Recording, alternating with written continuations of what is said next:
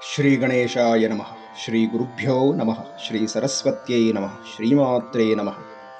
ಸರ್ವಮಂಗಳ ಮಾಂಗಲ್ಯೇ ಶಿವೆ ಸರ್ವಾರ್ಥ ಸಾಧಿಕೆ ಶರಣ್ಯೇ ತ್ರ್ಯಂಬಕೆ ಗೌರಿ ನಾರಾಯಣೇ ನಮೋಸ್ತುತೆ. ಎಲ್ಲರಿಗೂ ನಮಸ್ಕಾರಗಳು. ಆತ್ಮೀಯರೇ, ದೇವಿ ಮಾಹಾತ್ಮೆ ಶ್ರವಣ ಯಜ್ಞದಲ್ಲಿ ಪ್ರಥಮ ಚರಿತ್ರೆ, ಪ್ರಜಾಪತಿಯಾದ ಬ್ರಹ್ಮದೇವ ವಿಷ್ಣುವಿಗೆ ನಿದ್ರಾರೂಪದಲ್ಲಿ ಆವರಿಸಿರಬಹುದಾದ ಭಗವತಿಯನ್ನು ಪ್ರಾರ್ಥನೆ ಮಾಡಲು ಉದ್ಯುಕ್ತನಾದ. ಇದನ್ನು ವೇದಗಳಲ್ಲಿ ರಾತ್ರಿ ಸೂಕ್ತ ಅನ್ನುವಂಥ ವೇದ ಮಂತ್ರಕ್ಕೆ ಸಮಾನವಾದ ಸ್ತೋತ್ರಗಳು ಮಂತ್ರಮಯವಾಗಿದೆ ಅಂತ ಹೇಳಿ ವರ್ಣನೆಯನ್ನು ಮಾಡಿದ್ದಾರೆ. ಹೀಗಾಗಿ ರಾತ್ರಿ ಸೂಕ್ತವನ್ನು ಪಠಣೆ ಮಾಡಿದರೆ ಏನು ಫಲಸಿದ್ಧಿಯಾಗುತ್ತೋ ಆ ಫಲವೇ ಈಗ ಬ್ರಹ್ಮಕೃತವಾದಂಥ ಸ್ತೋತ್ರವನ್ನು ಪಠಣೆ ಮಾಡಿದವರಿಗೆ ಸಿದ್ಧಿಯಾಗತ್ತೆ ಅಂತ ಶ್ರೀವಿದ್ಯಾ ಉಪಾಸಕರು, ದೇವಿಯ ಉಪಾಸಕರು ಹೇಳಿದ್ದಾರೆ. ಹಾಗಾಗಿ ನಾವು ಸಹ ಬ್ರಹ್ಮಕೃತವಾದ ಈ ಸ್ತೋತ್ರವನ್ನು ಪಠಣೆ ಮಾಡಿ ತಿಳಿದಷ್ಟು ಸಾಧ್ಯವಾದಷ್ಟು ಅಮ್ಮನ ನಾಮದಲ್ಲಿರಬಹುದಾದ ಆಂತರ್ಯವನ್ನು ತಿಳಿದುಕೊಂಡು ನಮ್ಮ ಮನಸ್ಸಿನಲ್ಲಿ ಆ ಭಗವತಿಯನ್ನು ನಿಲ್ಲಿಸಿಕೊಳ್ಳುವ ಪ್ರಯತ್ನವನ್ನು ಮಾಡೋಣ ಅಂತ ಹೇಳ್ತಾ, ಬ್ರಹ್ಮೋವಾಚ ತ್ವಂ ಸ್ವಾಹ ತ್ವಂ ಸ್ವಧಾ ತ್ವಂ ಹಿ ವಷಟ್ಕಾರಃ ಸ್ವರಾತ್ಮಿಕ ಸುಧಾ ತ್ವಮಕ್ಷರೇ ನಿತ್ಯೇ ತ್ರಿಧಾ ಮಾತ್ರಾತ್ಮಿಕಾ ಸ್ಥಿತ. ಅಮ್ಮ, ನೀನೇ ಸ್ವಾಹ, ನೀನೇ ಸ್ವಧ, ನೀನೇ ವಷಟ್ಕಾರಳು, ನೀನೇ ಸ್ವರಾತ್ಮಿಕ. ಶ್ರೀಮಾತೆಯು ಸ್ವಾಹ ಸ್ವರೂಪಳಾಗಿದ್ದಾಳೆ. ಸ್ವಾಹ, ಸ್ವಧ, ವಷಟ್, ಓಂಕಾರ, ನಮಸ್ಕಾರ, ಈ 5 ನಾಮವು ದೇವತೆಯನ್ನು ಆಹ್ವಾನಿಸುವಂಥ ನಾಮಗಳು ಅಂತ ಹೇಳಿ ನಮಗೆ ಶಾಸ್ತ್ರಗಳು ಹೇಳಿದೆ. ದೇವತೆಗಳನ್ನು ನಾವು ಪ್ರಾರ್ಥನೆ ಮಾಡಬೇಕಾದರೆ ಈ 5ರಲ್ಲಿ ಯಾವುದಾದ್ರೂ ಒಂದು ನಾವು ಹೇಳಲೇಬೇಕು ಅಂತ. ಆಗ ದೈವ ಸ್ಪಂದನೆ ಮಾಡುತ್ತೆ. ಇನ್ನು ಸ್ವಾಹ ಅಂತಂದರೆ ಅರ್ಥ ಸುಷ್ಟು ಆಹೂಯಂತೆ ದೇವಾಹ ಅನಾಯ ಇತಿ ಸ್ವಾಹ. ಯಜ್ಞಕ್ರಿಯೆಯಲ್ಲಿ ಯಾವ ದೇವತೆಗೆ ಸ್ವಾಹಾಕಾರವನ್ನು ಹೇಳಿ ನಾವು ಆ ಹವಿರ್ ಪ್ರದಾನವನ್ನು ಮಾಡ್ತೇವೆಯೋ ತತ್ಸಂಬಂಧಿ ದೇವತೆಯನ್ನು ಕರೆದು ಆ ಹವಿಸ್ಸಲ್ಲಿ ಸಲ್ಲುವಂತೆ ಮಾಡುವವಳು ಈ ಸ್ವಾಹಾದೇವಿ ಅಂತ. ಇನ್ನು ಸ್ವಧಾ, ಸ್ವಧಾರೂಪದಲ್ಲೂ ಅಮ್ಮ ನೀನೇ ಇದ್ದೀಯ. ದೇವತೆಗಳಿಗೆ ಕೊಡುವಾಗ ಹವಿರ್ಪ್ರದಾನವನ್ನು ಸ್ವಾಹ ಅಂತ ಹೇಳಿ ಕೊಡಬೇಕು.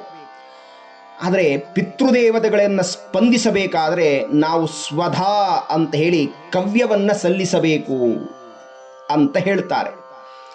ಪಿತೃದೇವತೆಗಳಿಗೆ ಪ್ರಧಾನವಾಗಿ 2 ಪದಾರ್ಥಗಳು ಮುಖ್ಯವಾದದ್ದು, ತಿಲ ಹಾಗೂ ಜಲ. ಹಾಗಾದರೆ ಸ್ವಧಾ ಅಂತಂದರೆ ಅರ್ಥವೇನು ಅಂತಂದರೆ ಸುಷ್ಟು ಅಧೀಯತೆ ಅನಯ ಇತಿ ಸ್ವಧಾ. ಪಿತೃದೇವತೆಗಳನ್ನು ಸಂಪೂರ್ಣವಾಗಿ ಆಹ್ವಾನಿಸಿ ಅವರಿಗೆ ಕೊಡುವಂತಹ ಕವ್ಯವನ್ನು ಸ್ವೀಕರಿಸಿ ಅವರಿಗೆ ಸಲ್ಲುವಂತೆ ಮಾಡುವ ದೇವಿಯನ್ನು ಸ್ವಧಾ ಅಂತ ಹೇಳಿ ಕರೀತಾರೆ. ಅದೂ ಆ ಜಗನ್ಮಾತೆಯೇ ಆಗಿದ್ದಾಳೆ. ಅಗ್ನಿದೇವನಿಗೆ ಬಲದಲ್ಲಿ ಸ್ವಾಹಾದೇವಿಯನ್ನು, ಎಡಭಾಗದಲ್ಲಿ ಸ್ವಧಾದೇವಿಯನ್ನು ಸ್ಮರಣೆ ಮಾಡಬೇಕು ಅಂತ ಹೇಳ್ತಾರೆ. ಏಕೆಂದರೆ ಅಗ್ನಿಯ 2 ಸ್ವರೂಪಗಳೇ ಇವರು ಅಂತ ಹೇಳಿ, 2 ಶಕ್ತಿಗಳು ಅಂತ ವರ್ಣನೆಯನ್ನು ಮಾಡಿದ್ದಾರೆ. ಹೀಗೆ ಕಾಲದಲ್ಲೂ ಸಹ ಇಬ್ಬಾಗ ಮಾಡಿದ್ದಾರೆ. 1 ತಿಂಗಳಲ್ಲಿ 1 ಪಕ್ಷ ಶುಕ್ಲ ಪಕ್ಷ, ಅದೇ ಸ್ವಾಹಾದೇವಿ. 2ನೇದಾದ ಕೃಷ್ಣ ಪಕ್ಷ ಸ್ವಧಾದೇವಿ ಅಂತ. ವರ್ಷದ ಉತ್ತರಾಯಣ ಸ್ವಾಹಾದೇವಿ, ಹಾಗೆ ದಕ್ಷಿಣಾಯಣ ಸ್ವಧಾದೇವಿ. ಒಂದು ದೇವತೆಗಳಿಗೆ, ಇನ್ನೊಂದು ಪಿತೃದೇವತೆಗಳಿಗೆ ಅಂತ. ಹೀಗೆ ವಿಭಾಗವನ್ನೂ ಸಹ ಮಾಡಿದ್ದಾರೆ.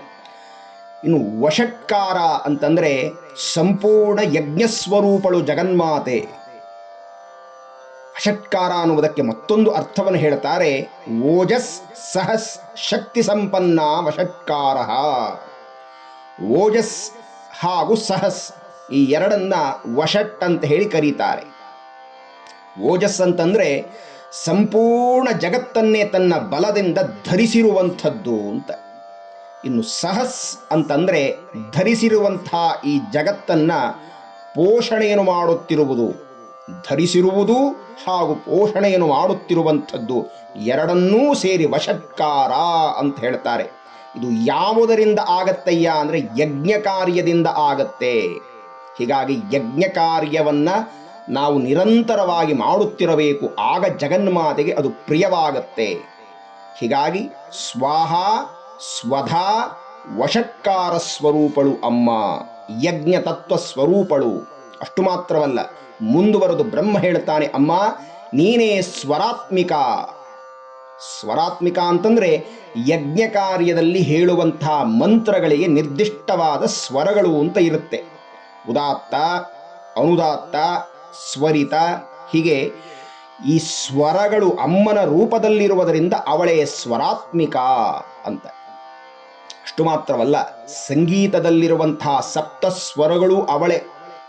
ಹಾಗಾಗಿ ಸಪ್ತ ಸ್ವರಗಳಲ್ಲಿ ಇರಬಹುದಾದ ಸ್ವರಾತ್ಮಿಕ ಅಂತ ಅಮ್ಮನನ್ನು ಕರೀತಾರೆ.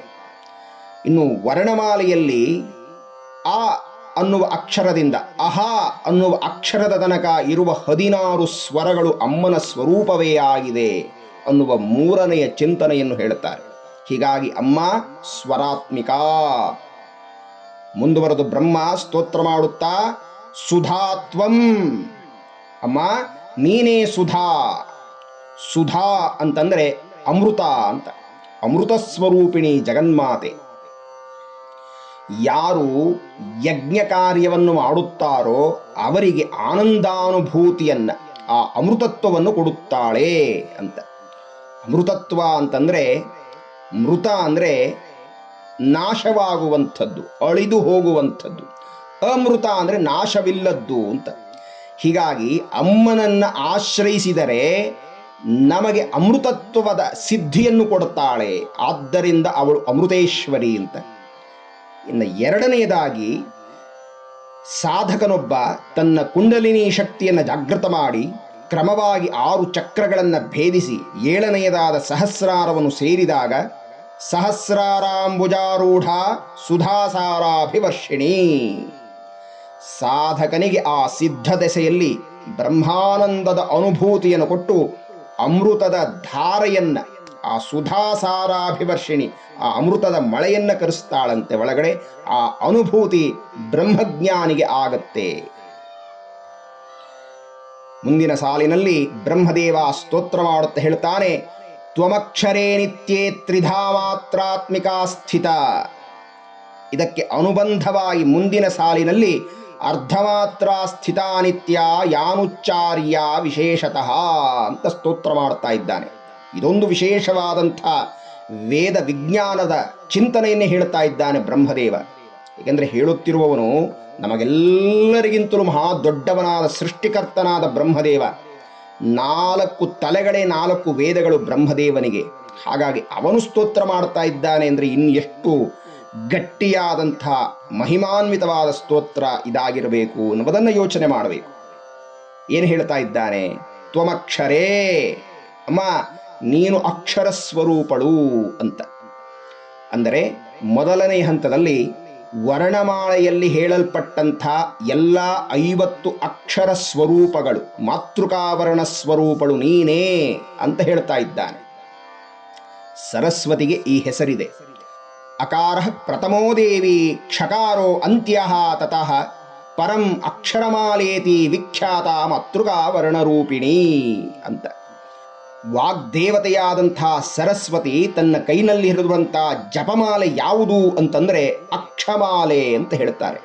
ಅಕ್ಷ ಮಾತೃಕಾವರ್ಣ ಸ್ವರೂಪಳಾದ ಅಮ್ಮ ಅ ಇಂದ ಕ್ಷ ತನಕ ಇರುವ ಎಲ್ಲ ಅಕ್ಷರಗಳನ್ನೇ ಮಾಲೆಯನ್ನಾಗಿ ತಾನು ಹಿಡಿದುಕೊಂಡಿದ್ದಾಳೆ. ಹಾಗಾಗಿ ಅಕ್ಷರಾಧಿದೇವತೆ ಸರಸ್ವತಿ ಅಂತ ಸ್ತುತಿ ಮಾಡ್ತಾರೆ. ಅಷ್ಟು ಮಾತ್ರವಲ್ಲ, ಈ ಅಕಾರದಿಂದ ಕ್ಷಕಾರದ ತನಕ ಇರುವಂಥ ಎಲ್ಲ ಅಕ್ಷರಗಳೂ ಸಹ ಒಂದೊಂದು ಮಂತ್ರಾಧಿದೇವತೆಗಳಾಗಿದ್ದಾರೆ ಅಂತ ವರ್ಣನೆಯನ್ನು ಮಾಡಿದ್ದಾರೆ ಶಾಸ್ತ್ರಗಳಲ್ಲಿ. ಈಗ ಹೇಳಬಹುದಾದಂಥ ದೇವಿಯರನ್ನ ಕ್ರಮವಾಗಿ ವರ್ಣಮಾಲೆಯಲ್ಲಿ ಬರಬಹುದಾದಂಥ ಅಕ್ಷರಗಳ ಮೂಲಕ ತಾವು ಗ್ರಹಿಸಬೇಕು ಅಂತ ಹೇಳಿ ಪ್ರಾರ್ಥನೆ ಮಾಡುತ್ತಾ, ಆ ಅಮೃತ, ಆ ಆಕರ್ಷಿಣಿ, ಈ ಇಂದ್ರಾಣಿ, ಈ ಈಶಾನಿ, ಉ ಉಷಕ್ಕೇಶಿ, ಊ ಊರ್ಧ್ವ, ಋ ರುದ್ಧಿದ, ರು ರೂಕಾರ, ಏ ಯಲಾದೇವಿ, ಏ ಏಕಪಾದ, ಐ ಐಶ್ವರ್ಯ, ಓ ಓಮಾತ, ಓ ಓಂಕಾರಿ, ಔ ಔಷಧಿ, ಅಂ ಅಂಬಿಕ, ಅಹ ಅಹಕ್ಷರ. ಹಾಗೆ ಮುಂದುವರೆದು ಕಾಳರಾತ್ರಿ, ಖಾತೀತ, ಗಾಯತ್ರಿ, ಘಂಟಾಧಾರಿಣಿ, ನ್ಯಾಮಿನಿ, ಚಂದ್ರ, ಛಾಯಾ, ಜಯ, ಝಂಕಾರ, ಜ್ಞಾನರೂಪ, ಟಂಕಹಸ್ತ, ಠಂಕಾರಿಣಿ, ಡಾಮಿರಿ, ಢಂಕಾರಿಣಿ, ನಾಮಿರಿ, ತಾಮಸಿ, ಛಾನ್ವಿ, ದಾಕ್ಷಾಯಣಿ, ಧಾತ್ರಿ, ನಂದ, ಪಾರ್ವತಿ, ಫಕಾರಿ, ಬಂದಿನಿ, ಭದ್ರಕಾಳಿ, ಮಹಾಮಾಯ, ಯಶಸ್ವಿನಿ, ರಮಾ, ಲಂಬೋಷ್ಟಿ, ವರದ, ಶ್ರೀ, ಷಂಡ, ಸರಸ್ವತಿ, ಹಂಸವತಿ, ಕ್ಷಮಾವತಿ. ಇಷ್ಟೆಲ್ಲರೂ ಸಹ ಒಬ್ಬೊಬ್ಬರೂ ಒಂದೊಂದು ದೇವತಾ ಸ್ವರೂಪರು. ಇವರೆಲ್ಲರ ಸ್ವರೂಪದಲ್ಲಿ ಒಟ್ಟಾರೆ ನೀನೇ ಇದ್ದೀಯ ತಾಯಿ ಅಂತ ಹೇಳಿ ಬ್ರಹ್ಮದೇವ ವರ್ಣನೆ ಮಾಡುತ್ತಾ ಅಮ್ಮನನ್ನು ಸ್ತುತಿ ಮಾಡ್ತಾ ಇದ್ದಾನೆ. ಆದರೆ ಇಷ್ಟೆಲ್ಲ ಮಾತೃಕಾ ವರ್ಣಗಳಿಗೆ ಮೂಲವಾದದ್ದು, ಪ್ರಧಾನವಾದದ್ದು, ಕಾರಣವಾದಂಥ ಒಂದು ಅಕ್ಷರ ಇದೆ. ಅದನ್ನೇ ಓಂಕಾರ ಅಂತ ಹೇಳ್ತಾರೆ. ಹೀಗಾಗಿ ಅಮ್ಮ ಓಂಕಾರ ಸ್ವರೂಪಿಣಿ ಅಂತ.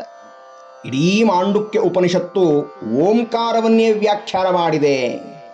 ಓಮಿತ್ಯೇಕಾಕ್ಷರಮಿದಂ ಸರ್ವಂ ತಸ್ಯೋಪವ್ಯಾಖ್ಯಾನಂ ಭೂತಂ ಭವಿಷ್ಯದಿತಿ ಓಂಕಾರ ಏವ ಯಚ್ಚಾನ್ಯತ್ ತ್ರಿಕಾಲಾತೀತಂ ತದಪ್ಯೋಂಕಾರ ಏವ.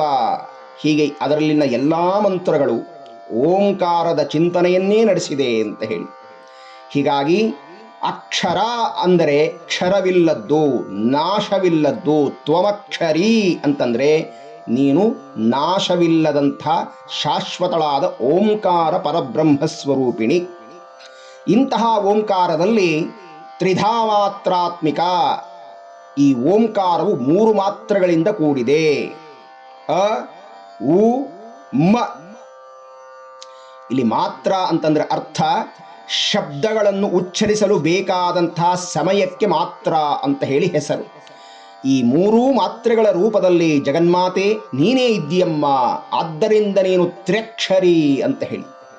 ಇನ್ನು ಮುಂದಿನ ಸಾಲಿನಲ್ಲಿ ವರ್ಣನೆ ಮಾಡ್ತಾ ಅರ್ಧಮಾತ್ರ ಸ್ಥಿತಾನಿತ್ಯ ಯಾನುಚ್ಚಾರ್ಯ ವಿಶೇಷತಃ ಅಂತ ಹೇಳ್ತಾರೆ. ಅಂದರೆ ಓಂಕಾರದಲ್ಲಿ ಅಕಾರ ಉಕಾರ ಮಕಾರವನ್ನು ಸ್ಪಷ್ಟವಾಗಿ ಉಚ್ಚಾರ ಮಾಡುತ್ತೇವೆ. ಆದರೆ ತುರಿಯ ಎನಿಸಿದ 4ನೆಯದಾದ ಅರ್ಧಮಾತ್ರೆಯನ್ನು ಉಚ್ಚರಿಸುವುದು ಹೊರಗಡೆ ಸ್ಪಷ್ಟವಾಗಿ ಕೇಳೋದಿಲ್ಲ. ಯಾಕೆ ಅಂದರೆ ಅದು ಕೇವಲ ನಾದ ಅಂತ. ಆದರೆ ಆ ನಾದವೇ ಓಂಕಾರದ ಸತ್ವವಾಗಿರುತ್ತೆ. ಪುರಾಣದಲ್ಲಿ ಒಂದು ಕಡೆ ಹೇಳ್ತಾರೆ, ನಿರ್ಗುಣ ಯೋಗಿ ಗಮ್ಯಾಚ ಅರ್ಧಮಾತ್ರ ಊರ್ಧ್ವಂ ಸಂಸ್ಥಿತ ವಾಚ್ಯಾಸ್ತಿಸ್ರೋ ಅರ್ಧಮಾತ್ರಾತು ವಚಸೋ ನಗೋಚರ. ಅರ್ಧಮಾತ್ರ ಅಂತಂದ್ರೆ ಅರ್ಥ ನಿರ್ಗುಣ ನಿರಾಕಾರ ಪರಬ್ರಹ್ಮ ಪರತತ್ವ. ಅದು ಯೋಗಿಗಳಿಗೆ ಅನುಭವಕ್ಕೆ ಬರುತ್ತೆ. ಆದರೆ ಉಚ್ಚರಿಸುವಂಥ 3 ಮಾತ್ರೆಗಳು ಮಾತಿಗೆ ಸಿಲುಗುತ್ತದೆ ಅಂತ. ಹಾಗಾಗಿ ಸಗುಣವು ಅಮ್ಮನೇ, ನಿರ್ಗುಣವು ಅಮ್ಮನೇ ಅಂತ ಹೇಳಿ ಇಲ್ಲಿ ಹೇಳ್ತಾ ಇದ್ದಾರೆ. ಇನ್ನು ಅ ಉ ಮ ಅನ್ನುವ 3 ಮಾತ್ರೆಗಳಿಗೆ ಅನುಬಂಧವಾಗಿ ಈ ಸೃಷ್ಟಿಯ 3 ತತ್ವಗಳನ್ನು ವಿಂಗಡಿಸಿ ಅದಕ್ಕೆ ಅನುಬಂಧವಿದೆ ಅಂತ ಹೇಳಿ ವ್ಯಾಖ್ಯಾನ ಮಾಡ್ತಾರೆ. ಹೇಗೆ ಅಂತಂದ್ರೆ ಅ ಉ ಮ ಅಂತಂದ್ರೆ ಜಾಗ್ರತ, ಸ್ವಪ್ನ, ಸುಷುಪ್ತಿ. ಹಾಗೆಯೇ ಭೂತಕಾಲ, ವರ್ತಮಾನ ಕಾಲ, ಭವಿಷ್ಯಕಾಲ, ಸ್ಥೂಲ ಸೂಕ್ಷ್ಮ ಕಾರಣ, ಸತ್ವಗುಣ, ರಜೋಗುಣ, ತಮೋಗುಣ, ಸೃಷ್ಟಿ ಸ್ಥಿತಿ ಲಯ, ಬ್ರಹ್ಮ ವಿಷ್ಣು ಶಿವ, ಸರಸ್ವತಿ ಲಕ್ಷ್ಮೀ ಪಾರ್ವತಿ. ಹೀಗೆ ಇದೆಲ್ಲ ಅ ಉ ಮ ಅಂದರೆ ಜಗತ್ತಿಗೆ ಸಂಬಂಧಿಸಿದ 3 ಮಾತ್ರೆಗಳು. ಆದರೆ ಜಗತ್ತಿಗೆ ಅತೀತವಾದ ಪರಬ್ರಹ್ಮವೇ 4ನೆಯದಾದ ತುರಿಯ ಅನ್ನುವಂಥ ಅವ್ಯಕ್ತ. ಈ 3 ಸಹ ಕೊನೆಯಲ್ಲಿ ಯಾವುದರಲ್ಲಿ ಹೋಗಿ ಲಯವಾಗುತ್ತೋ ಅದೇ ಅರ್ಧಮಾತ್ರ, ಅದೇ ಅವ್ಯಕ್ತ. ಆ ಅವ್ಯಕ್ತ ನಾದವೇ ಎಲ್ಲಕ್ಕೂ ಪ್ರಧಾನವಾದದ್ದು, ಕಾರಣವಾದದ್ದು ಅನ್ನುವುದನ್ನು ತಿಳಿಯಬೇಕು ಅಂತ ಶಾಸ್ತ್ರಕಾರರು ಹೇಳಿದ್ದಾರೆ. ತ್ವಮೇವ ಸಂಧ್ಯಾ ಸಾವಿತ್ರಿ ತ್ವಂ ವೇದ ಜನನೀ ಪರಾ. ಅಮ್ಮ ನೀನೇ ಸಂಧ್ಯಾ ಅಂತ ಅಮ್ಮನನ್ನು ಹೇಳುತ್ತಿದ್ದಾನೆ. ಸಂಧ್ಯಾ ಅಂತಂದರೆ ದಿವಸಸ್ಯೇ ಚ ರಾತ್ರೇ ಚ ಸಂಧಿಃ ಸಂಧೇತಿ ಗೀಯತೆ ಸ ಉಪಾಸ್ಯಾತ್ ಸದ್ವಿಜರ್ಯತ್ನ ಸ್ಯಾಪ್ತೈಃ ವಿಶ್ವಂ ಉಪಾಸಿತಂ ಅಂತ ಹೇಳ್ತಾರೆ. ಹಗಲು ಕಳೆದು ರಾತ್ರಿ ಆರಂಭವಾಗುವಂಥ ಆ ಸಂಧಿಕಾಲವನ್ನು ಸಾಯಂ ಸಂಧ್ಯಾ ಅಂತ ಕರೀತಾರೆ. ಹಾಗೆ ರಾತ್ರಿ ಕಳೆದು ಬೆಳಗಾಗುವಂತಹ ಸಂಧಿಕಾಲವನ್ನು ಪ್ರಾತಃ ಸಂಧ್ಯಾ ಅಂತ ಕರೀತಾರೆ. ಇನ್ನು ಮಧ್ಯಾಹ್ನ 12 ಗಂಟೆಗೆ ಸರಿಯಾಗಿ ಮಾಧ್ಯಾಹ್ನಿಕ ಸಂಧ್ಯೆ ಅಂತ ಕರೀತಾರೆ. ಇದು 3 ಪ್ರಧಾನವಾಗಿ ಕಾಣಬಹುದಾದಂಥ ಸಂಧಿಕಾಲ. ಈ ಸಮಯದಲ್ಲಿ ಆ ಸಂಧ್ಯಾಸ್ವರೂಪಳಾದಂಥ ವಿಶ್ವಶಕ್ತಿಯನ್ನು ಉಪಾಸನೆ ಮಾಡಿದರೆ ಅತ್ಯಂತ ಶ್ರೇಯಸ್ಸು ಉಂಟಾಗತ್ತೆ ಅಂತ. ಇನ್ನು ಇದನ್ನು ಹೊರತುಪಡಿಸಿ 4ನೆಯದಾದ ಮಧ್ಯರಾತ್ರಿ 12 ಗಂಟೆಗೆ ತುರಿಯಾ ಸಂಧ್ಯೆ ಎನ್ನುವಂಥದ್ದಿದೆ. ಅದನ್ನು ಉಪಾಸನೆ ಮಾಡಿದರೆ ಅದು ಸರ್ವೋತ್ಕೃಷ್ಟವಾದದ್ದು ಅಂತ ಹೇಳಿ ಚಿಂತಕರು ಹೇಳಿದ್ದಾರೆ. ಮತ್ತೊಂದು ದೃಷ್ಟಿಯಲ್ಲಿ ಗಾಯತ್ರಿ ನಾಮ ಪೂರ್ವಾಹಣೆ ಸಾವಿತ್ರಿ ಮಧ್ಯಮೇ ದಿನೇ ಸರಸ್ವತೀ ಚ ಸಾಯಾಹಣೆ ಸೈವ ಸಂಧ್ಯಾ ತ್ರಿಷು ಸ್ಮೃತ. ಒಬ್ಬಳೇ ಸಂಧ್ಯಾದೇವಿಯು ಪ್ರಾತಃ ಸಂಧ್ಯಾಕಾಲದಲ್ಲಿ ಗಾಯತ್ರಿಯಾಗಿ ಉಪಾಸಿತಳಾಗುತ್ತಾಳೆ. ಮಾಧ್ಯಾಹ್ನಿಕ ಸಂಧ್ಯೆಯಲ್ಲಿ ಸಾವಿತ್ರಿಯಾಗಿ, ಇನ್ನು ಸಾಯಂ ಸಂಧ್ಯಾಕಾಲದಲ್ಲಿ ಅವಳೇ ಸರಸ್ವತಿ ಸ್ವರೂಪಳಾಗಿ ಉಪಾಸಿತಳಾಗುತ್ತಾಳೆ.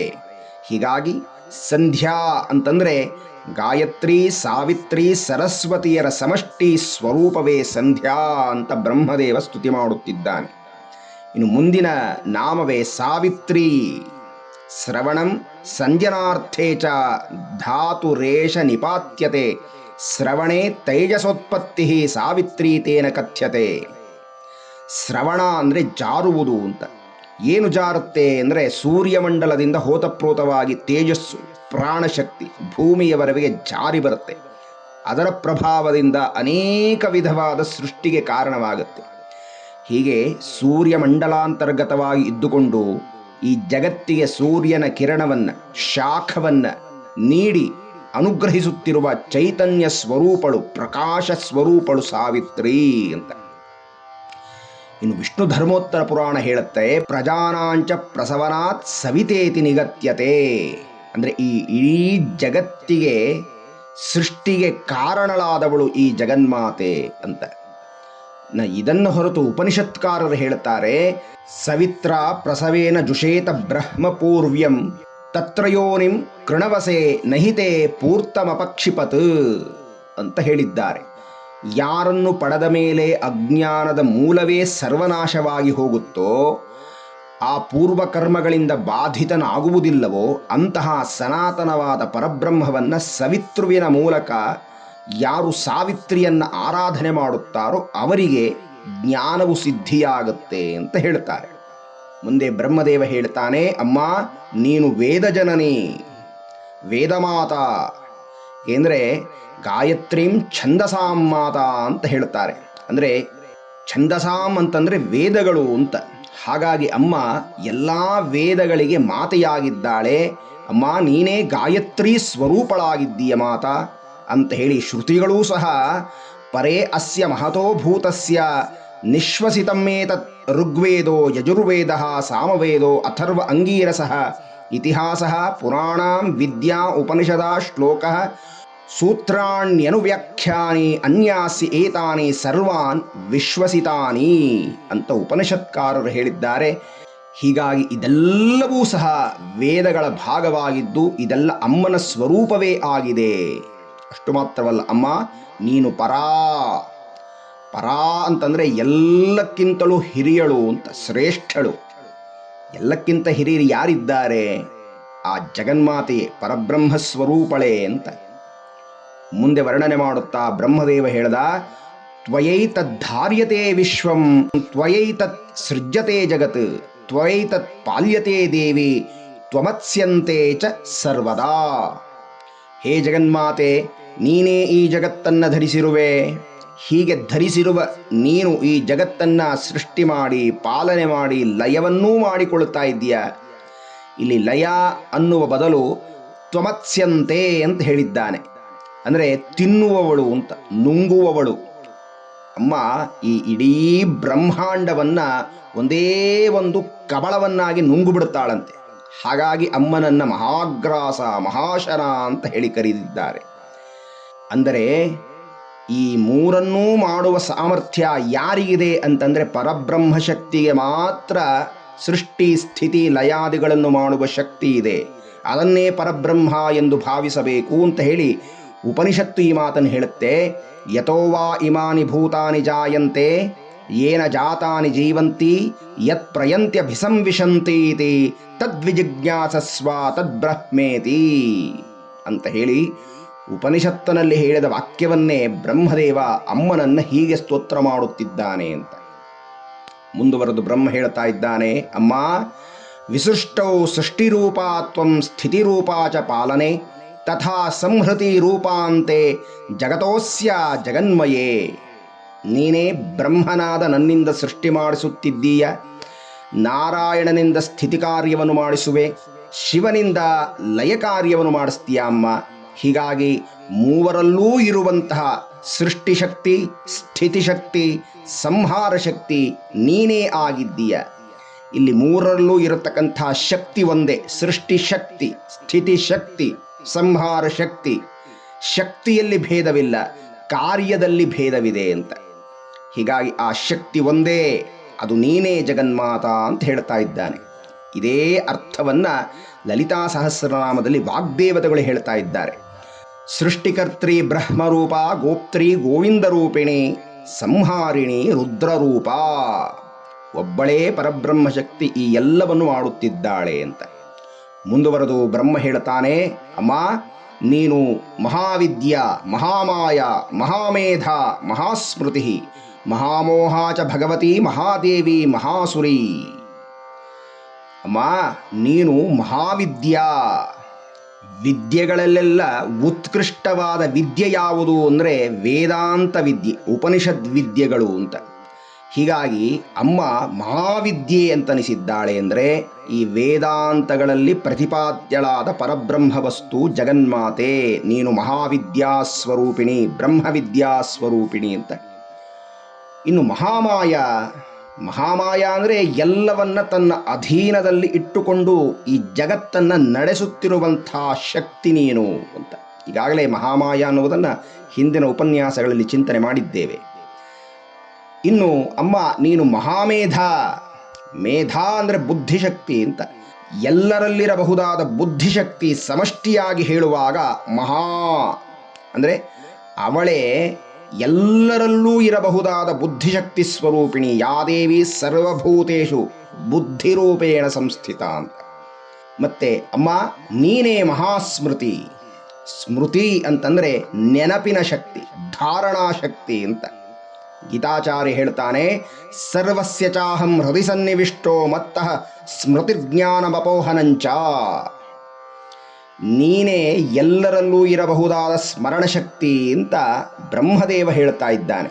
ಅಂದರೆ ನಿಜವಾದ ಸ್ಮೃತಿ ಅಂದರೆ ನನ್ನಲ್ಲೇ ಇರಬಹುದಾದ ಬ್ರಹ್ಮ ಪದಾರ್ಥ, ಆ ಆತ್ಮವಸ್ತುವನ್ನು ತಿಳಿದುಕೊಳ್ಳುವುದೇ ಮಹಾಸ್ಮೃತಿ. ಏಕೆಂದರೆ ನಾವು ಅದನ್ನು ಮರೆತು ಬಿಟ್ಟಿದ್ದೇವೆ, ಅದಿದೆ ಎನ್ನುವುದನ್ನೇ ಮರೆತು ಬಿಟ್ಟಿದ್ದೇವೆ. ಅದನ್ನು ಹೊರತು ಇನ್ನೆಲ್ಲದರ ಬಗ್ಗೆ ನೆನಪು ಚೆನ್ನಾಗಿದೆ ನಮಗೆ, ಆದರೆ ಅದು ಪ್ರಯೋಜನವಿಲ್ಲದ್ದು ಅಂತ. ಇನ್ನು ಅಮ್ಮ ನೀನೇ ಮಹಾಮೋಹ. ಮಹಾಮೋಹ ಅಂದರೆ ಜಗತ್ತನ್ನು ನಡೆಸುವಂಥ ಶಕ್ತಿ.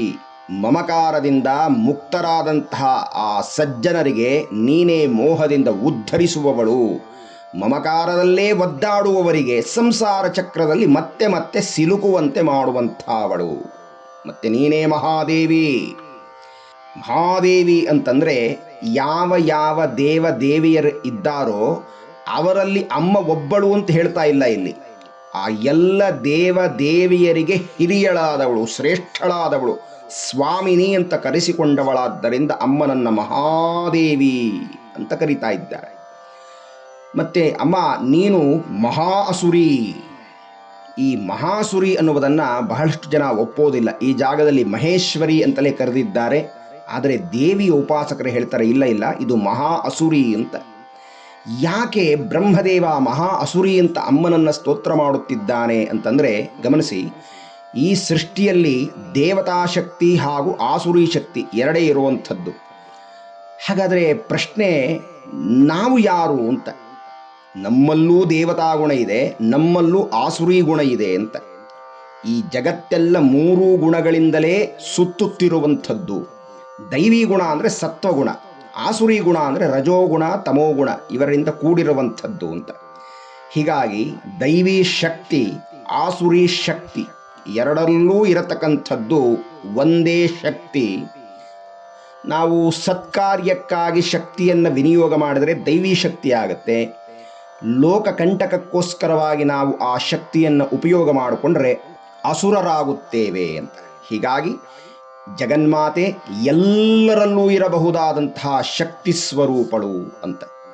ಮುಂದೆ ಹೇಳ್ತಾನೆ ಬ್ರಹ್ಮದೇವ, ಪ್ರಕೃತಿಸ್ತ್ವಂಚ ಸರ್ವಸ್ಯ ಗುಣತ್ರಯ ವಿಭಾವಿನಿ. ಅಮ್ಮ, ನೀನೇ ಮೂಲ ಪ್ರಕೃತಿಯಾಗಿದ್ದೀಯ. ಮೂಲ ಪ್ರಕೃತಿ ಅಂತಂದರೆ ಸೃಷ್ಟಿಗೂ ಪೂರ್ವದಲ್ಲಿ ಎಲ್ಲವೂ ಬೀಜಾವಸ್ಥೆಯಲ್ಲಿ ಇರುತ್ತೆ.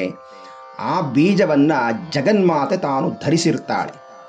ಇನ್ನು ನಾನು ಈ ಜಗತ್ತನ್ನು ಸೃಷ್ಟಿ ಮಾಡಬೇಕು ಅಂತ ಅಮ್ಮನಿಗೆ ಅನಿಸಿದಾಗ ಗುಣರಹಿತಳಾದ ಆ ಮೂಲ ಪ್ರಕೃತಿಯೇ ಗುಣಸಹಿತವಾಗಿ ಪ್ರಕಟಳಾಗುತ್ತಾಳೆ. ಪ್ರಕೃತಿ ಸ್ವರೂಪದಲ್ಲಿ ತಾನೇ ವ್ಯಾಪಿಸುತ್ತಾಳೆ ಸೃಷ್ಟಿಪೂರ್ತಿ ಅಂತ.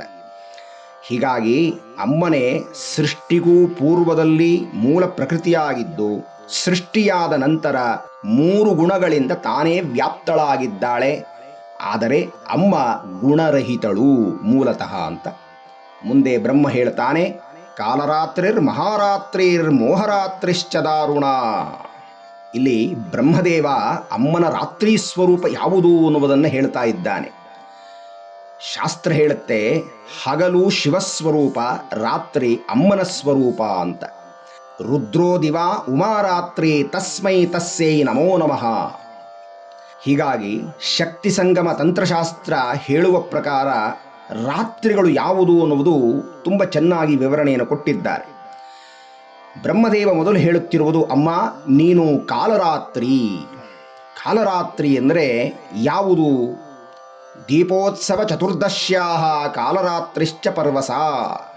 ಇದು ಆಶ್ವಯುಜ ಮಾಸದ ಬಹುಳ ಚತುರ್ದಶಿಯ ದಿನವಾಗಿದ್ದು ಯಮ ಸಂಬಂಧವಾದ ರಾತ್ರಿಯಾಗಿದೆ ಅಂತ. ಹೀಗಾಗಿ ಈ ಕಾಲ ಯಮನ ಕಾಲ, ಈ ಯಮನ ಲೋಕ ನರಕ. ಹಾಗಾಗಿ ಈ ದಿನ, ಈ ಚತುರ್ದಶಿಯ ದಿನ ನರಕ ಚತುರ್ದಶಿ ಅಂತಲೇ ನಾವು ಆಚರಣೆ ಮಾಡುತ್ತೇವೆ. ಆದ್ದರಿಂದ ದುಃಖದ ಅನುಭವವನ್ನು ಕೊಡುವ ಈ ನರಕದಿಂದ ನಾವು ಪಾರಾಗಬೇಕಾದರೆ ಈ ನರಕ ಚತುರ್ದಶಿಯ ದಿನ ಕಾಲರಾತ್ರಿಯನ್ನು ಆರಾಧನೆ ಮಾಡಬೇಕು, ರಾತ್ರಿಯ ಸಂದರ್ಭದಲ್ಲಿ ಅಂತ. ಹಾಗಾಗಿ ಅಮ್ಮ ಅಂಥ ಕಾಲರಾತ್ರಿ ನೀನು. ಮಹಾರಾತ್ರಿ ಮಹಾರಾತ್ರಿರ್ ಮಹೇಶಾನಿ ಯದ್ಯಮಾವಾಸ್ಯೆಯಾಯತ. ಇದೇ ಆಶ್ವಯುಜ ಮಾಸದ ಕೊನೆಯ ದಿನ, ದೀಪಾವಳಿಯ ಅಮಾವಾಸ್ಯೆಯನ್ನು ಮಹಾರಾತ್ರಿ ಅಂತ ಕರೀತಾರೆ. ಆ ದಿನ ಲಕ್ಷ್ಮಿಯ ಆರಾಧನೆ ಮಾಡುವುದರಿಂದ ನಮಗೆ ಮಹದೈಶ್ವರ್ಯವನ್ನು ಜಗನ್ಮಾತೆ ಕೊಡ್ತಾಳೆ ಅಂತ. ಮತ್ತು ಮೋಹರಾತ್ರಿ ಅಂತಂದರೆ ಜನ್ಮಾಷ್ಟಮಿ. ಮಹೇಶಾನಿ ಮೋಹರಾತ್ರಿ ಇತಿ ಸ್ಮೃತ. ಹಾಗಾದರೆ ಮೋಹರಾತ್ರಿ ಯಾವುದು ಅಂತಂದರೆ ಶ್ರಾವಣ ಮಾಸದ ಬಹುಳ ಅಷ್ಟಮಿಯ ರಾತ್ರಿಯನ್ನೇ ಮೋಹರಾತ್ರಿ ಅಂತ ಕರೀತಾರೆ. ಈ ರಾತ್ರಿಯನ್ನು ಅನಾದಿ ಕಾಲದಿಂದಲೂ ಮೋಹರಾತ್ರಿ ಜನ್ಮಾಷ್ಟಮಿ ಅಂತಲೇ ಕರೆದಿದೆ ಶಾಸ್ತ್ರಗಳು ಅಂತ. ಅಂದರೆ ಜನ್ಮಗಳಿಗೆ ಮೂಲವಾದ ಮೋಹ ಸಂಬಂಧಿಸಿದಂತಹ ಶಕ್ತಿಗೆ ಸಂಬಂಧವಾದ ರಾತ್ರಿ ಮೋಹರಾತ್ರಿ ಅಂತ. ಆದ್ದರಿಂದಲೇ ಈ ರಾತ್ರಿಯನ್ನು ಜನ್ಮಾಷ್ಟಮಿ ಅಂತ ಹೇಳಿ ಕರೆದಿದ್ದಾರೆ. ಅದೇ ದಿನದಂದು ರಾತ್ರಿ ಭಗವಾನ್ ಕೃಷ್ಣ ಪರಮಾತ್ಮ ಅವತಾರ ಮಾಡಿದ್ದು, ಮತ್ತು ಆತನ ಯೋಗಮಾಯು ಸಹ ಅವತರಿಸಿದ ಕಾಲವೂ ಅದೇ ಆಗಿದೆ. ಆದ್ದರಿಂದ ಶ್ರಾವಣ ಬಹುಳ ಅಷ್ಟಮಿಯನ್ನು ಮೋಹರಾತ್ರಿ ಅಂತ ಕರೀತಾರೆ. ಇನ್ನು ದಾರುಣಾರಾತ್ರಿ ವೈಶಾಖ ಶುಕ್ಲಗ ಅಕ್ಷಯ ತೃತೀಯ ದಾರುಣ್ಯಚ್ಯತೆ. ವೈಶಾಖ ಮಾಸದ ಶುಕ್ಲ ತೃತೀಯ ಅಂದರೆ ಅಕ್ಷಯ ತೃತೀಯ ಅಂತ ಸುಪ್ರಸಿದ್ಧವಾದ ದಿನದ ರಾತ್ರಿಯನ್ನು ದಾರುಣ ರಾತ್ರಿ ಅಂತ ಕರೀತಾರೆ. ಆ ದಿನದ ರಾತ್ರಿಯಲ್ಲಿ ಆ ಜಗನ್ಮಾತೆಯನ್ನು ಆರಾಧನೆ ಮಾಡುವುದರಿಂದ ನಮಗೆ ಅಕ್ಷಯವಾದ ಫಲವನ್ನು ಕೊಡುತ್ತಾಳೆ ಅಂತ ಹೇಳ್ತಾರೆ. ತ್ವಂ ಶ್ರೀ ಸ್ತ್ವಂ ಈಶ್ವರಿ ತ್ವಂ ಹ್ರೀ ಸ್ತ್ವಂ ಬುದ್ಧಿರ್ಬೋಧ ಲಕ್ಷಣ ಅಂತ ಹೇಳ್ತಾ ಇದ್ದಾನೆ ಬ್ರಹ್ಮ. ಅಮ್ಮ ನೀನೇ ಶ್ರೀ. ಇಲ್ಲಿ ಶ್ರೀ ಅಂತಂದರೆ ಶೋಭಾರೂಪಳು, ಕಾಂತಿರೂಪಳು, ಐಶ್ವರ್ಯ ಸ್ವರೂಪಳು, ಕಳಾರೂಪಳು. ಹಾಗೆ ವೇದ ವಿದ್ಯೆಯನ್ನು ಶ್ರೀ ಅಂತ ಹೇಳಿ ಕರೀತಾರೆ. ಅಂತಹ ವೇದವಿದ್ಯಾ ಸ್ವರೂಪಳು ನೀನೇ ತಾಯಿ. ತ್ವಂ ಈಶ್ವರಿ, ಅಮ್ಮ ನೀನು ಈಶ್ವರಿ ಅಂದರೆ ಸಮಸ್ತ ಭುವನ ಬ್ರಹ್ಮಾಂಡಕ್ಕೆ ಒಡತಿ, ಯಜಮಾನಿ. ಹಾಗೆ ಸೃಷ್ಟಿ ಸ್ಥಿತಿ ಲಯ ಮಾಡಬಹುದಾದಂಥ ಸಾಮರ್ಥ್ಯವನ್ನು ಹೊಂದಿರಬಹುದಾದಂಥ ಸರ್ವಸಮರ್ಥಳು ಅಂತ. ತ್ವಂ ಹ್ರೀ, ಅಮ್ಮ ನೀನು ಹ್ರೀ ಅಂತಂದರೆ ಲಜ್ಜಾಸ್ವರೂಪಳು. ಮತ್ತೆ ನೀನು ಎಲ್ಲವನ್ನ ನಿನ್ನಲ್ಲಿ ಸೆಳೆದುಕೊಳ್ಳುವಂಥ ಸಾಮರ್ಥ್ಯವನ್ನು ಹೊಂದಿದ್ದೀಯಾ ಅಂತ. ಹ್ರೀ ಅಂದರೆ ಎಳೆದುಕೊಳ್ಳುವಂಥದ್ದು, ಸೆಳೆಯುವಂಥದ್ದು ಅಂತ. ಹಾಗೆ ನೀನೇ ಬುದ್ಧಿ, ನೀನೇ ಬೋಧ ಅಂತಿದ್ದಾನೆ ಬ್ರಹ್ಮದೇವ. ಅಂದರೆ ಪ್ರತಿಯೊಬ್ಬರಲ್ಲೂ ಇರಬಹುದಾದಂಥ ನಿಶ್ಚಯಾತ್ಮಕವಾದ ಬುದ್ಧಿಸ್ವರೂಪಳು ಅಮ್ಮ. ಹಾಗೆಯೇ ಬೋಧಾರೂಪಳು ಅವಳೇ. ಬೋಧ ಅಂತಂದರೆ ಹೇಳಿದ್ದನ್ನು ಅರ್ಥ ಮಾಡಿಕೊಳ್ಳುವಂಥ, ತಿಳಿದುಕೊಳ್ಳುವಂಥ ಶಕ್ತಿಯೂ ನೀನೇ ಆಗಿದ್ದೀಯಾ. ಇವೆರಡೂ ಬಹಳ ಮುಖ್ಯವಾದದ್ದು ಮನುಷ್ಯನ ಜೀವನದಲ್ಲಿ. ಬುದ್ಧಿಭ್ರಮಣವಾಯಿತು ಅಂದರೆ ನಾನು ಯಾರು ಅನ್ನುವಂಥದ್ದೇ ಗೊತ್ತಿರೋದಿಲ್ಲವಲ್ಲ. ಹಾಗಾಗಿ ಬುದ್ಧಿ ರೂಪದಲ್ಲೂ ಅವಳೇ ಇದ್ದಾಳೆ, ಮತ್ತು ನಮ್ಮ ಮಾತಿನ ರೂಪದಲ್ಲೂ ಅವಳೇ ಇದ್ದಾಳೆ. ಬೋಧಾರೂಪಳು ಅವಳೇ. ಮತ್ತು ನಾವು ಹೇಳಿದ್ದನ್ನು ಇನ್ನೊಬ್ಬರು ಅರ್ಥ ಮಾಡಿಕೊಳ್ಳುತ್ತಿದ್ದಾರಲ್ಲ, ಆ ಅರ್ಥ ಮಾಡಿಸುವಂತಹ ತಿಳುವಳಿಕೆಯ ರೂಪದಲ್ಲಿ ಇರುವವಳು ಆ ಜಗನ್ಮಾತೆಯೇ. ಮುಂದೆ ಹೇಳ್ತಾನೆ ಬ್ರಹ್ಮದೇವ, ಲಜ್ಜಾ ಪುಷ್ಟಿಸ್ತಥಾ ತುಷ್ಟಿಸ್ತ್ವಂ ಶಾಂತಿ ಕ್ಷಾಂತಿರೇವಚ. ಅಮ್ಮ ನೀನು ಲಜ್ಜಾಸ್ವರೂಪಳು.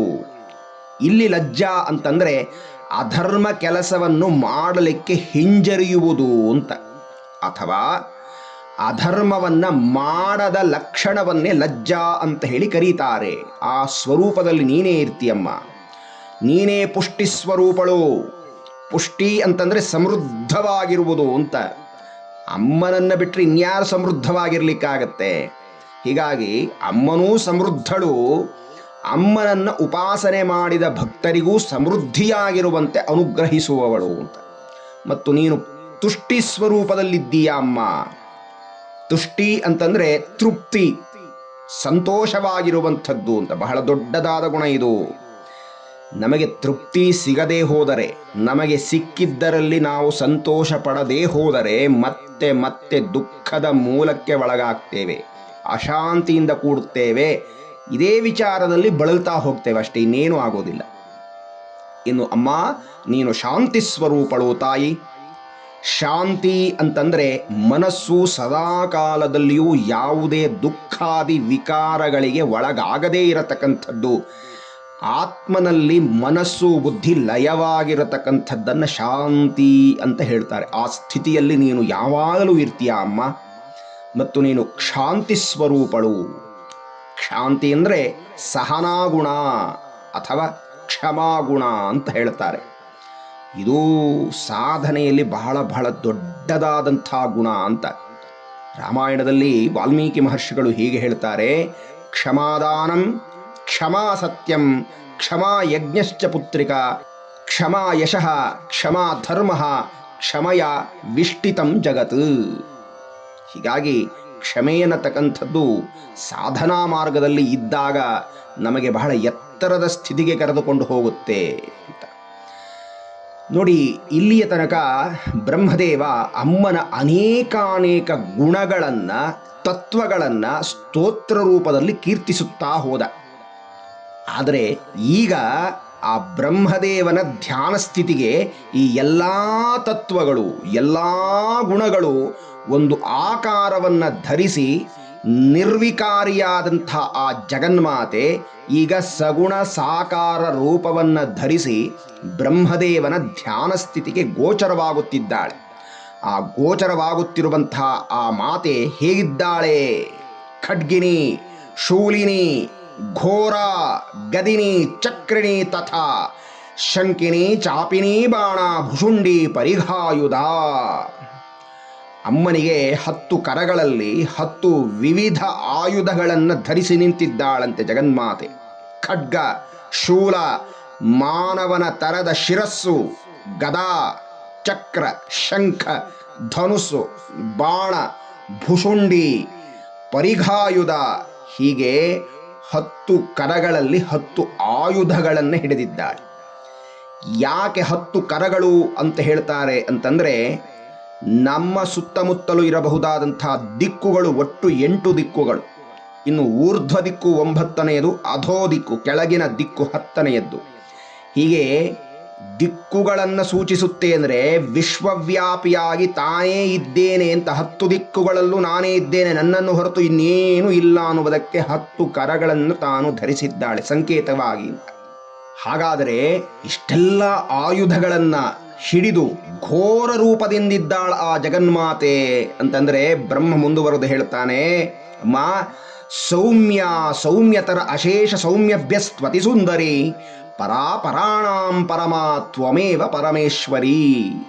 ಅಮ್ಮ ನೀನು ತುಂಬ ಸೌಮ್ಯಳು. ಸೃಷ್ಟಿಯಲ್ಲಿ ಯಾವುದೆಲ್ಲ ಸೌಮ್ಯ ಅಂತ ನಾವು ಹೇಳ್ತೇವೆಯೋ ಅದಕ್ಕೆಲ್ಲಕ್ಕೂ ಅತೀತವಾದ ಸೌಮ್ಯ ಸ್ವರೂಪಳು ನೀನು. ತ್ರಿಭುವನ ಸುಂದರಿ, ತ್ರಿಪುರ ಸುಂದರಿ. ಲೋಕದಲ್ಲಿ ನಾವು ಏನೆಲ್ಲ ಸುಂದರವಾಗಿದೆ ಅಂತ ನೋಡ್ತಾ ಇದ್ದೇವೆಯೋ ಆ ಸೌಂದರ್ಯವೆಲ್ಲ ನಿನ್ನ ವಿಭೂತಿಯ ಒಂದು ಸಣ್ಣ ಕಿರಣವಿದ್ದಂತೆ ತಾಯಿ. ನೀನು ಎಲ್ಲಕ್ಕೂ ಮೀರಿದವಳು. ಆದ್ದರಿಂದ ನೀನು ಪರಾ, ಶ್ರೇಷ್ಠಳು. ಬರೀ ಪರ ಅಂತ ಹೇಳ್ತಾ ಇಲ್ಲ, ಪರಾಪರಾಣಾಂ ಪರಮ, ಸರ್ವಶ್ರೇಷ್ಠಳು, ಪರಮಶ್ರೇಷ್ಠಳು. ಆದ್ದರಿಂದಲೇ ನಿನ್ನನ್ನು ಪರಮೇಶ್ವರಿ ಅಂತ ಸ್ತುತಿ ಮಾಡುತ್ತಿರುವಂಥದ್ದು ಅಂತ. ಯಚ್ಚ ಕಿಂಚಿತ್ ಕ್ವಚಿದ್ವಸ್ತು ಸದಸದ್ವಾಖಿಲಾತ್ಮಿಕೆ ತಸ್ಯ ಸರ್ವಸ್ಯ ಯಾ ಶಕ್ತಿ ಸಾ ತ್ವಂ ಕಿಂ ಸ್ತೂಯಸೆ ಮಯಾ. ನೋಡಿ, ಬ್ರಹ್ಮದೇವ ಹೇಳ್ತಾ ಇದ್ದಾನೆ, ಅಮ್ಮ ನಿನ್ನನ್ನು ನಾನು ಹೇಗೆ ಸ್ತುತಿಸಲಿ? ಎಲ್ಲ ಕಡೆಯೂ ನೀನೇ ಇರುವಾಗ ನಿನ್ನನ್ನು ನಾನು ಹೇಗೆ ಹೊಗಳಲಮ್ಮ ಅಂತ. ಇದೇ ಭಾವದಲ್ಲಿ ವೇದಗಳಲ್ಲಿ ನಾರಾಯಣ ಸೂಕ್ತದಲ್ಲಿ ವರ್ಣನೆ ಮಾಡಿರುವಂಥದ್ದು.